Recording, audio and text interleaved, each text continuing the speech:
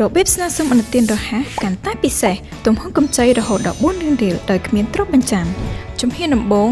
ចុចលើទទួលប្រាក់កម្ចីបន្ទាប់មកចុចលើអនុទានរហ័សអានអត្ថប្រយោជន៍អនុទានរហ័សចុចបន្តទំហំកម្ចីរហូតដល់4រៀលចុចបន្ទាប់បំពេញព័ត៌មានអំពីការងារជ្រើសរើសប្រភេទមុខរបរពីតម្លៃការបើកបរជ្រើសរើសស្ថានភាពការងារជ្រើសរើសប្រភេទអាជីវកម្មជ្រើសរើសឆ្នាំធ្វើការបរិច្ឆេទការងារអាសយដ្ឋានអាជីវកម្មសូមធ្វើការបំពេញព័ត៌មានផ្ទាល់ខ្លួនជ្រើសរើសស្ថានភាពអាពាហ៍ពិពាហ៍ជ្រើសរើសចំនួនអ្នកនៅក្នុងបន្ទប់ជ្រើសរើសស្ថានភាពលំនៅឋានរយៈពេលតាំងទីលំនៅ